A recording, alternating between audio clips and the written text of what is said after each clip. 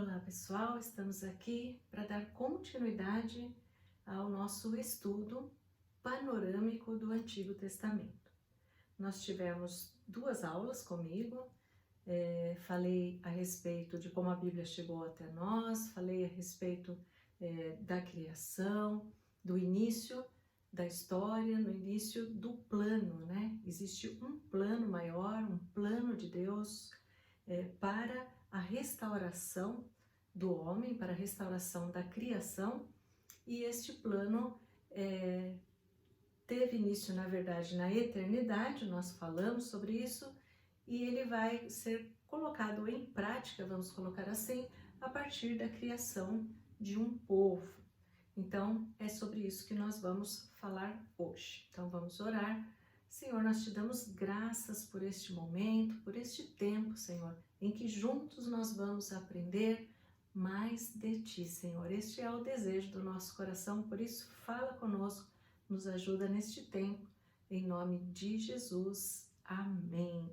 Bom, então vamos lá. Nós temos...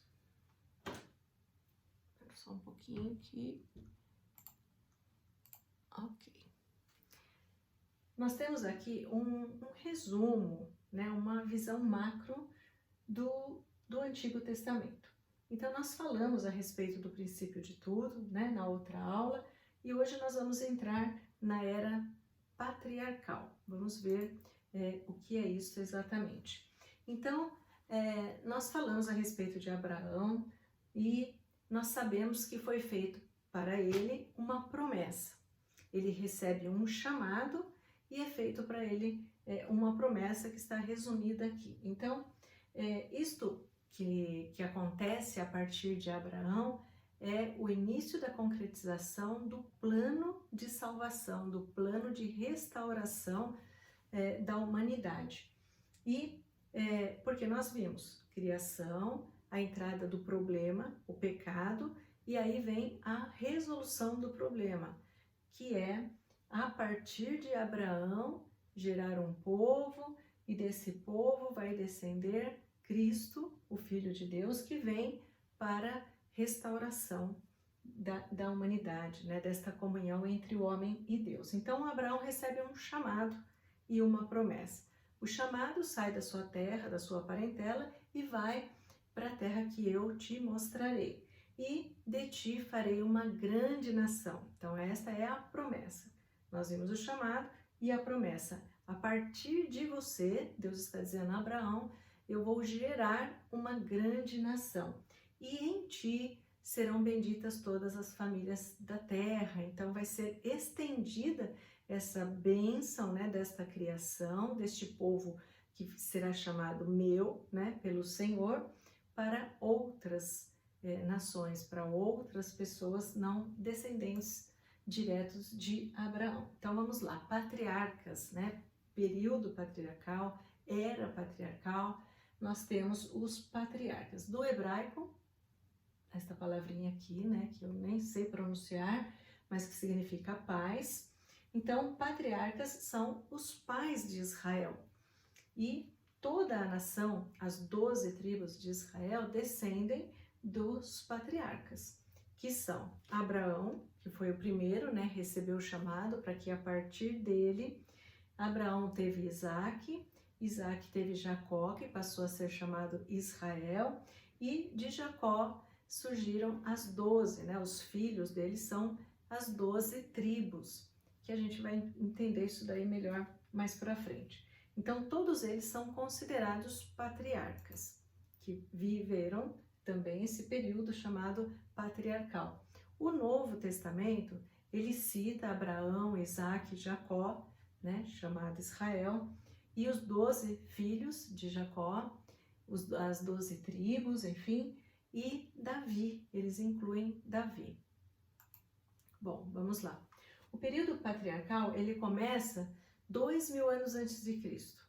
Essa história de Abraão começa 2000 anos antes de Cristo e dura 300 anos, 3 séculos, que estão registrados do capítulo 12 de Gênesis e vai até o 50, até o final do livro de Gênesis, que termina com a morte de José. Então começa contando a história de Abraão, conta a respeito dos seus descendentes até José e termina com a morte de José. Bom, a era patriarcal.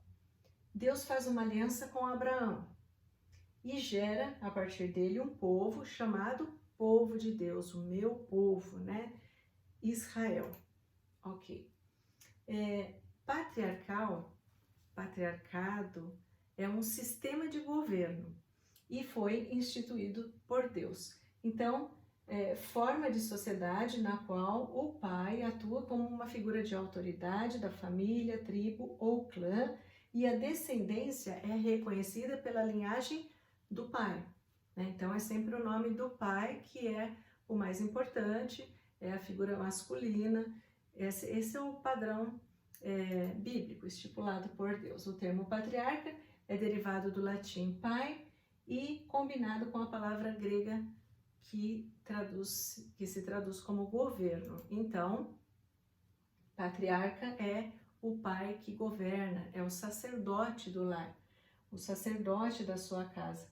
Assim, o sistema matriarcal, em que a mãe é quem manda, né? Manda no marido, manda na casa, não é um sistema de governo bíblico. Bom, então vamos lá. Moisés, nós sabemos, nós falamos a respeito disso, foi quem escreveu o Pentateuco, os 5 primeiros livros da Bíblia. Ele dedicou, no livro de Gênesis, 11 capítulos para falar a respeito da criação, da entrada do pecado, Torre de Babel. Ele falou a respeito, antes ele falou a respeito do dilúvio. Ele dedicou 11 capítulos para toda essa história. Mas para falar a respeito de Abraão, a história de Abraão, ele dedicou 13 capítulos só para falar a respeito do patriarca. O judaísmo, o cristianismo e o islamismo concordam que ele é o pai da fé, o reverenciam como pai da fé. Bom, a Bíblia declara como povo escolhido, né, o povo descendente carnal direto de Abraão, mas não somente, a gente vai ver isso, não somente, mas todos quantos têm a mesma fé de Abraão. Já nós vamos falar a respeito de Jesus. Romanos 4, 18, 25 diz: pela fé, mesmo diante das circunstâncias contrárias, né, creu, isso aqui é um resumo do que está escrito lá, ele creu que Deus era poderoso para cumprir o que prometeu. Nós vamos falar a respeito do sacrifício de Isaac, onde entra essa declaração. Bom, e isso lhe foi imputado, foi atribuído para a justiça. Agora vamos ver o que diz Romanos 4, 23 a 25. Abra sua Bíblia aí, acompanhe. E se você tiver alguma dúvida, escreva aí no chat que nós já vamos responder, vamos esclarecer, né, as dúvidas aí com você. Então vamos abrir lá, essa Bíblia não é muito pequena, 4, 23 a 25, diz assim a palavra do Senhor: e as palavras lhe foi atribuído e imputado, foram escritas não somente por causa dele, mas também por nossa causa, visto que a nós igualmente nos será atribuído, a saber, a nós que cremos naquele que ressuscitou dentre os mortos, a Jesus, nosso Senhor. Aleluia! Então, por meio de Jesus Cristo, que é a concretização do plano, é o plano perfeito de Deus, nós somos incluídos, todos quantos crerem em Jesus, né? Quantos creem em Jesus, passam a ter Abraão como pai da fé, né? Nós temos a mesma fé de Abraão, a fé em Jesus Cristo. Bom, então vamos lá. Tudo isso, né? Terceira aula e nós não saímos do livro de Gênesis. Você deve estar preocupado porque é um panorama do Antigo Testamento, mas só tem mais uma aula, eu acho. Espero conseguir em mais uma aula finalizar.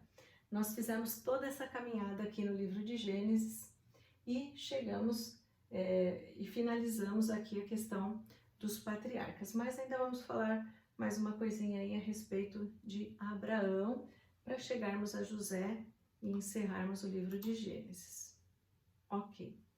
Nós sabemos que a Abraão foi feita a promessa, que ele era idoso, que a mulher era estéril, ela também era idosa, que tudo parecia impossível, mas o Deus do impossível prometeu e ele cumpre a promessa. Então nasce Isaac, filho de Abraão e Sara. Isaac é então o filho da promessa, é o que Deus prometeu. E a partir de Isaac surgiria então esta grande nação. Esta era a promessa de Deus. E aí Deus pega e pede para Abraão sacrificar Isaac.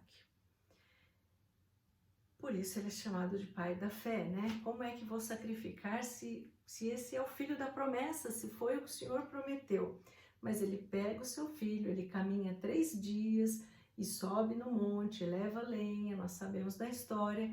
E o texto de Hebreus diz que ele estava mesmo para sacrificar o seu filho, quando Deus disse: para, não é necessário, eu já ouvi o seu coração, sei que você obedeceria. E o que eu estou ilustrando, mostrando essa história, porque ela é real, mas ela é um tipo de representação, vamos colocar assim, a gente fala que é uma tipologia, né, de Cristo, do sacrifício de Cristo. Abraão sacrificaria o seu filho e Deus impediu, disse que não era necessário, mas o seu filho, o filho de Deus, foi até o fim. Foi necessário, né, que ele fosse sacrificado, ele mesmo se entregou para isso, para restaurar esta comunhão entre nós e Deus. Então, nós temos a sequência, os pais, né, Abraão, Isaac e Jacó, e dos filhos de Jacó, nós vamos dar um destaque aqui para a história de José. Então vamos lá. Do capítulo 37 de Gênesis até o 50 vai falar a respeito de José, vai contar a história dele. José foi o 11º filho de Abraão.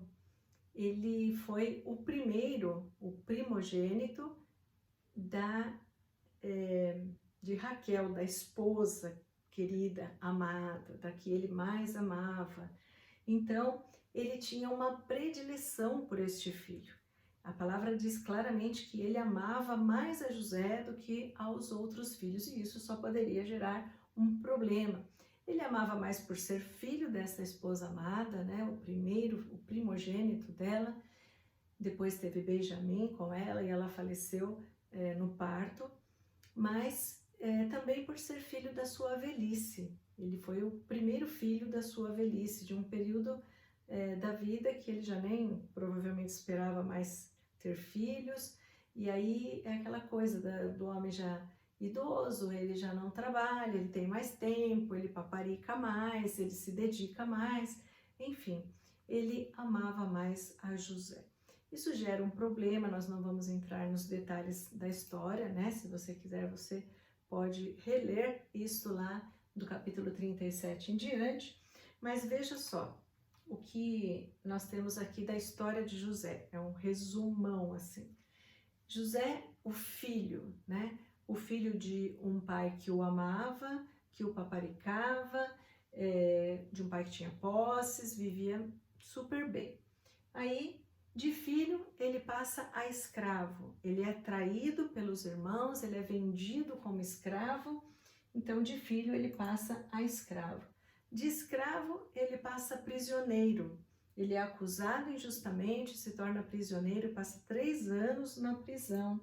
Mas de prisioneiro, ele vai ser governador do Egito, o segundo maior no Egito, né? No governo, no comando do Egito. Em paralelo ao que está acontecendo na vida de José, tem a vida dos irmãos dele, do pai dele, isto é, desta família que vai gerar um povo, que são descendentes de Abraão.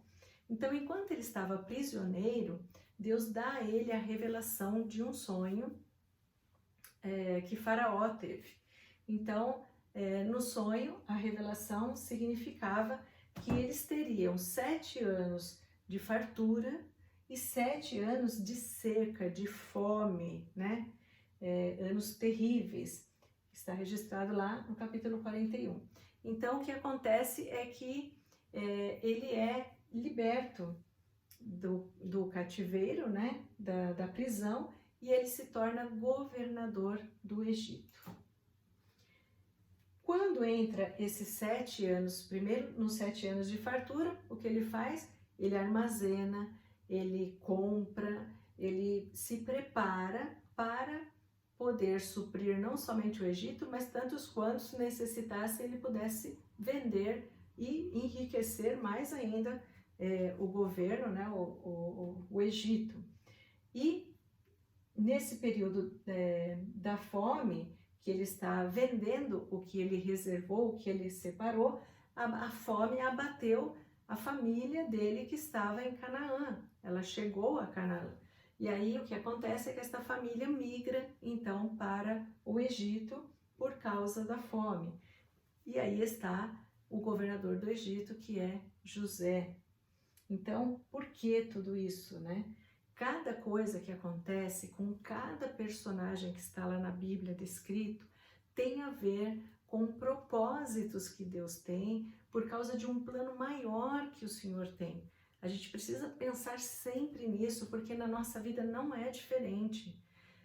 Cada vida é importante para o Senhor. Então, se o propósito daquilo que está acontecendo com você é alcançar uma pessoa, é alcançar uma família, é alcançar um povo, você vai passar e você precisa entender que o que você está vivendo, além daquilo que é consequência dos nossos atos, mas aquilo que vivemos é preparado por Deus para nos treinar, para nos preparar, para nos colocar aonde é necessário. Imagina na cabeça de José, né? Ele deixar de ser o filho querido e mimado e passar a ser escravo por causa de uma traição tão absurda, né? Dos seus irmãos venderem ele como escravo. Aí ele está lá como escravo e ele não deixa de adorar a Deus, ele não deixa de crer que Deus estava no controle.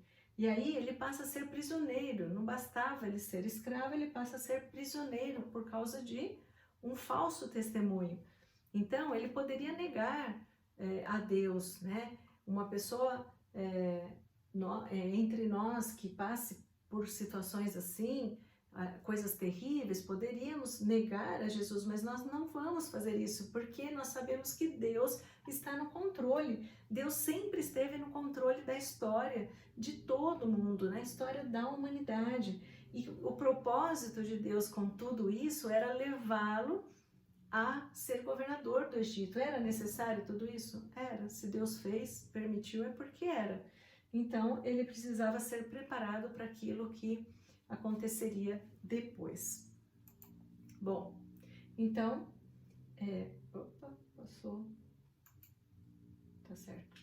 Então, Israel vai para o Egito, né? Essa família vai lá para o Egito. Por quê? Porque havia fome. A fome ia levar o quê? Esta família? A morte, a extinção. Mas existe um plano. Existia já um plano de Deus para esta família, que ela se tornaria um povo e que este povo, a partir deste povo, isto é, com o nascimento de Cristo, todas as famílias da terra seriam abençoadas. Por isso ele coloca José como governador do Egito.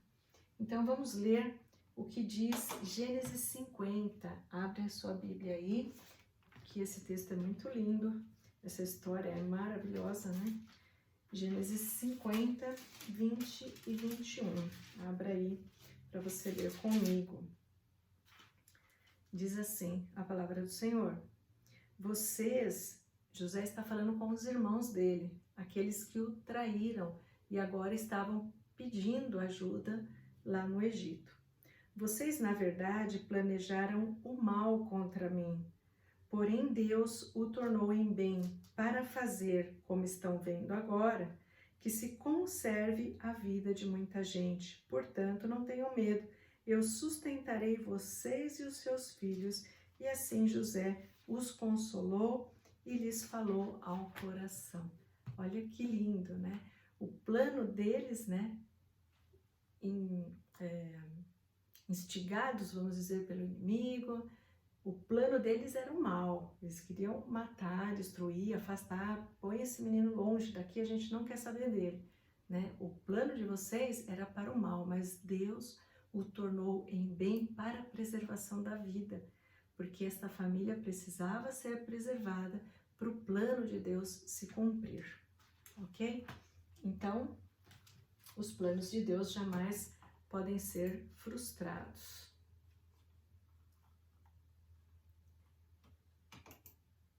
Gênesis 47, 27, para complementar isso tudo aí.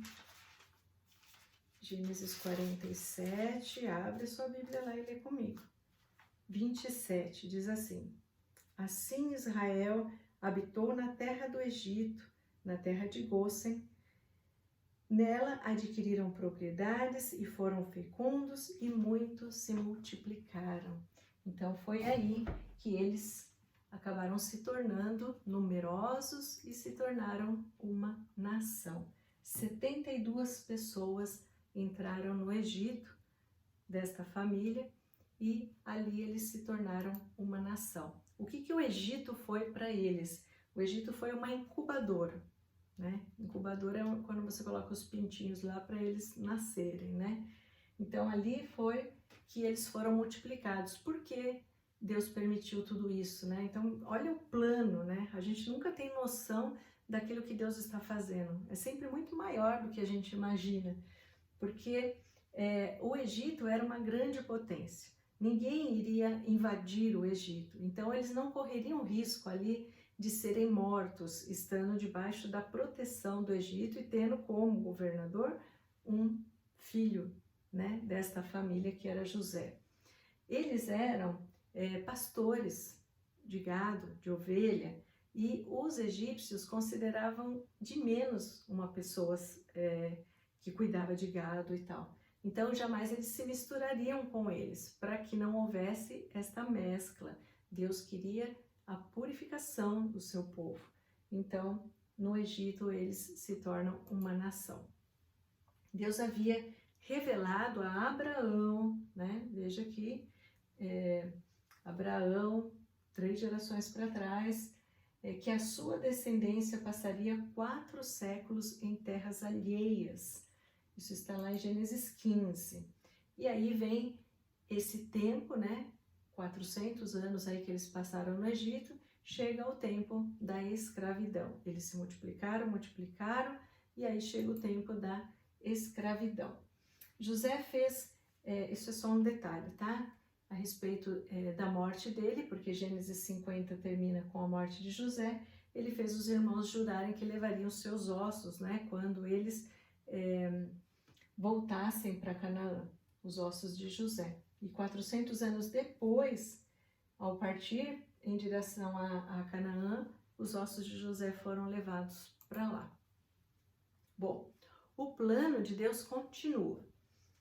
De ti farei uma grande nação. Eles já estavam numerosos, já estavam como uma grande nação, está escrito errado aqui. E em ti serão benditas todas as famílias da terra. Então veja como, se você ler a respeito da história de Isaac, da história de Jacó, da história de Noé, tudo que aconteceu na história e na história nossa tem a ver com esse plano, faz parte disso, é importante para isso. Os descendentes de Jacó. Então Jacó foi chamado Israel. Ele teve 12 filhos e teve filhas, né? Como eu já citei. Então ele teve Rubem, Simeão, Judá, Dan e tal. Mas quando eles entram, né? Isso aqui é só para a gente entender. Quando a gente olha para o mapa, quando eles tomam posse de Canaã, nós vamos ver que os nomes dos 12 filhos não são os nomes das 12 tribos, né, das 12 porções de terra que foram distribuídas. Por quê? Rubens recebeu uma porção de terra quando eles entram em Canaã, Simeão recebeu uma porção, Judá, Dan, Naphtali, mas Levi, ele não recebe uma porção de terra com o seu nome, né, para o seu clã, para a sua família, porque deste homem, né, saiu os descendentes de Levi, isto é, os sacerdotes. Então, os sacerdotes não receberam uma porção assim de terra, por quê? Porque eles recebem pequenas porções de terra em todas as terras dos demais. E depois vem Gade, Aser, Isacar, Zebulon e Benjamim. E aí está faltando José, que não recebe uma porção, Levi não recebeu uma porção. Então são 10 terras, mas são 12 tribos, né? Mas o que acontece? O que se referia a José e a Levi vão para os filhos de José. Então, Efraim e Manassés vai receber porções de terra. Aí nós temos as 12 tribos de Israel.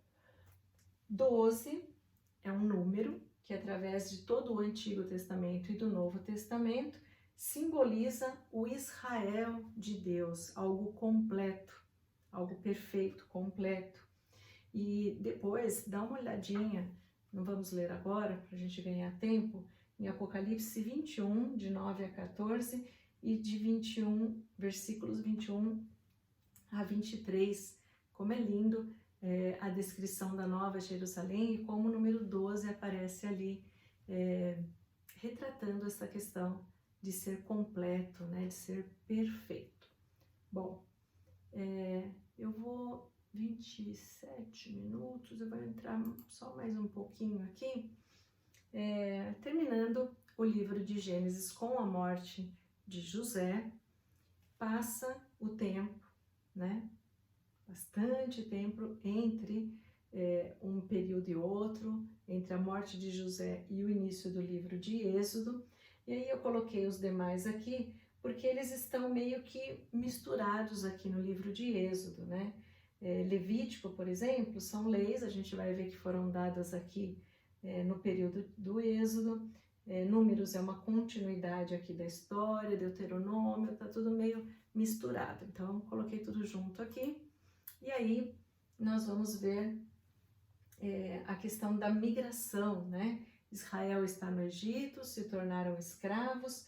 Então, veja, entre a ida da família de Jacó para o Egito e o êxodo, quando eles inicia lá a questão de Moisés, da libertação deles, da escravidão e da libertação, transcorre um período de 430 anos de história, né? A gente vira a página, mas tem 430 anos de história entre quando se abateu a fome em Canaã e eles migraram para o Egito e o início do livro de Êxodo.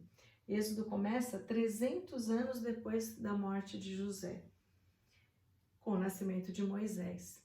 E aí é por isso, né, que eles acabam se tornando escravos, porque 300 anos depois José já morreu, o substituto dele já morreu, o outro também, e aí ninguém lembra mais quem é esse povo. Quem é esse povo tão numeroso? Quem é essa gente que não são egípcios e moram aqui no nosso meio? E aí o faraó atual, né, da época, começa a se preocupar, daqui a pouco eles se rebelam e eles são mais numerosos que a gente. E aí ele começa a colocar serviço mais pesado, começa a judiar para ver se extermina com eles. Então eles fazem algumas tentativas para isso, que a gente vai ver mais para frente. Bom, para tentar exterminar, mas não conseguiu, obviamente. Quanto mais eles eram fustigados, quanto mais eles eram judiados, mais eles se multiplicavam. Aqui estão registrados os grandes acontecimentos que levaram Israel à sua organização como povo e nação. Então, é extremamente importante para o povo judeu essa libertação. Quando eles saem do Egito, as 10 pragas, né, do Egito, e eles saem, o mar vermelho se abre, e eles passam a seco pelo mar, e aí o mar fecha e engole Faraó com seus soldados, né, com seus cavaleiros. E eles entendem que isso é a maior manifestação do poder de Deus, né, realmente é tremendo, e que é uma obra de Deus, isto é que demonstra um poder extremo, né, deste Deus maravilhoso, e que também mostra que nada está além do poder e do controle de Deus. Então, se eles querem falar a respeito deste poder, esse é o momento, né, histórico mais importante para este povo. Bom, 2 frases do livro de Êxodo, que aparecem várias vezes, representam os 3 temas principais deste livro. Então, vamos lá. Primeira frase: eu sou o Senhor que te tirou da terra do Egito. Então, nós vamos ver várias vezes o Senhor trazendo a memória do povo. Eu sou o Senhor, diga a este povo, eu sou o Senhor que tirou vocês da terra do Egito. Ela aparece escrita de maneiras diferentes, mas esta é a frase principal.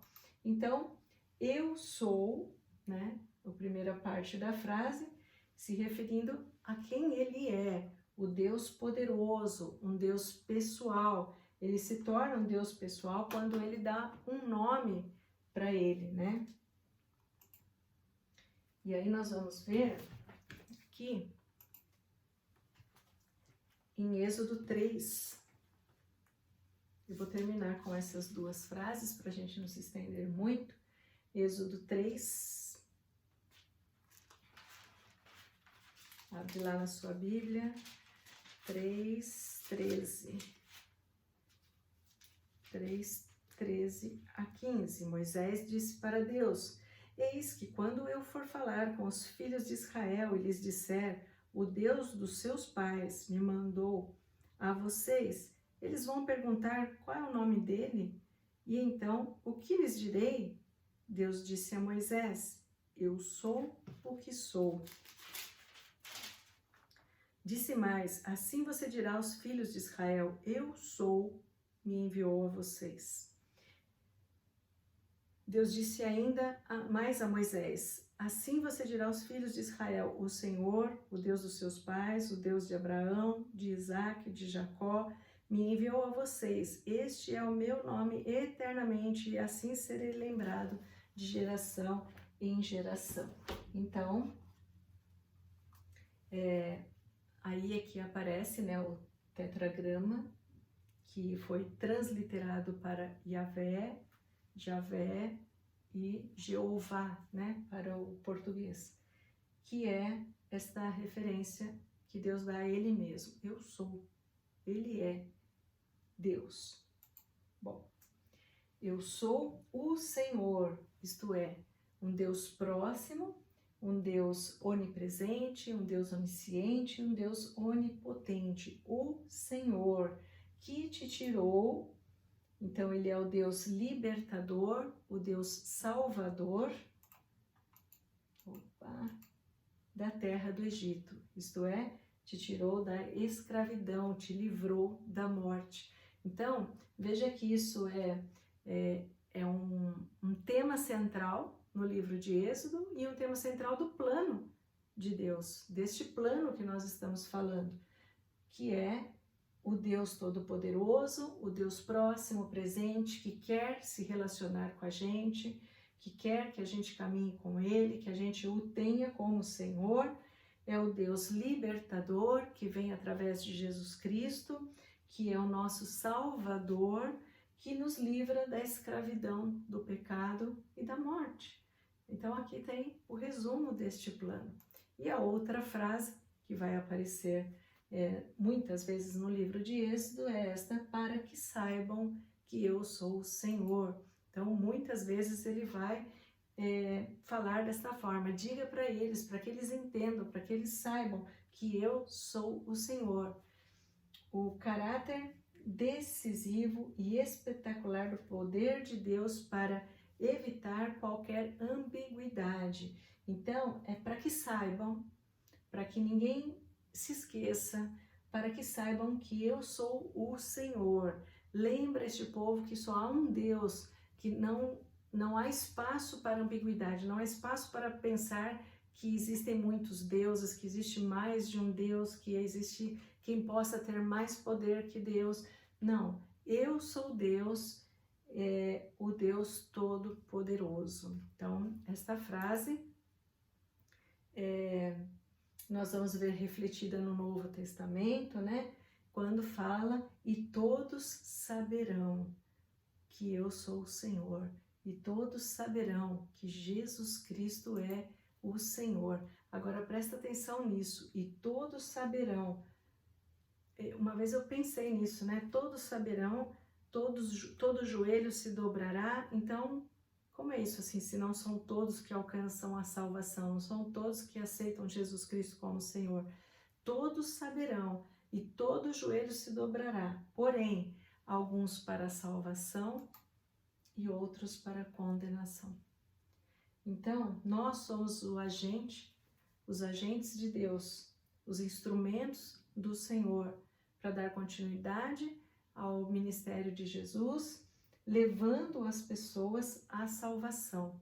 Quem convence do pecado é o Espírito Santo, mas nós somos a voz, né? Nós somos aqueles que falam do amor de Jesus para as pessoas, para que elas saibam que Ele é Senhor para salvação e não se percam, né? Não sejam condenadas.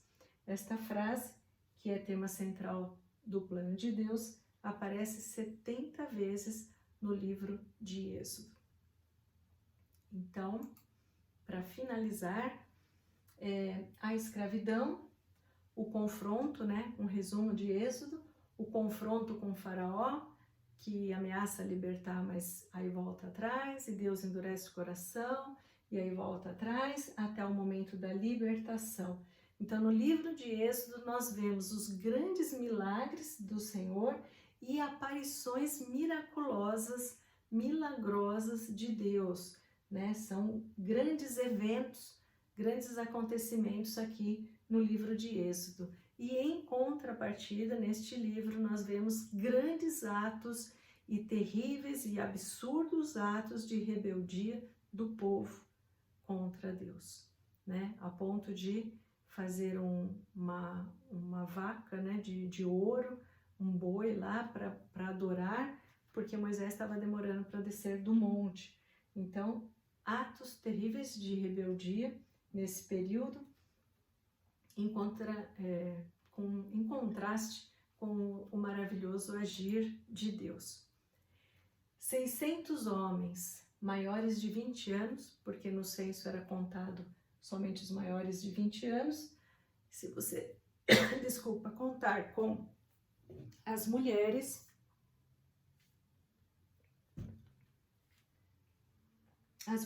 e as crianças, calcula-se que quando os israelitas saíram do Egito, eles estavam em torno de 3 milhões de pessoas. E agora sim nós vamos finalizar. Para que, agora vamos falar de lógica humana, né, de ciência, para que 70 pessoas se multiplicasse até atingir esta cifra de 3 milhões em 430 anos, seria necessário que a população duplicasse de tamanho a cada 25 anos, e isso é inteiramente impossível. Então, a proliferação desse povo, o crescimento desse povo foi algo sobrenatural. Foi coisa da mão de Deus mesmo, porque tem a ver com o propósito de Deus, tem a ver com o plano de Deus, e o plano de Deus jamais pode ser frustrado. Amém? Então nós vamos orar, não se preocupe, ainda estamos no livro de Êxodo, mas na próxima aula, se Deus quiser, nós vamos encerrar. Se não der, se Se Deus começar, né, me dar aí mais coisas, mais maneiras de tentar passar esse conteúdo, a gente estica para mais uma, mas eu acredito que em mais uma nós vamos conseguir. Amém? Então vamos orar, agradecer a Deus por este tempo. Senhor, nós te louvamos, te agradecemos, porque o Senhor é tremendo. Que coisa linda é podermos juntos estudarmos a Tua Palavra e olharmos, né, nessa visão panorâmica, em tudo isso que está escrito ali. Claro, nós vamos ler e vamos reler, porque nos detalhes estão as Tuas maravilhas, mas que plano maravilhoso, e que bom que funciona, e que bom que os Seus planos não podem ser frustrados nem na história e nem na nossa vida, Senhor. Por isso nós te damos graças por tudo. Abençoa cada um dos meus irmãos que puderam estar neste momento ou que vão assistir depois a este vídeo. Abençoa e fala ao coração deles e grava, Senhor, este estudo, e que eles possam ser edificados como eu tenho sido. Em tudo nós te damos graças e bendizemos o teu nome, em nome de Jesus. Amém. Deus abençoe e até a próxima semana.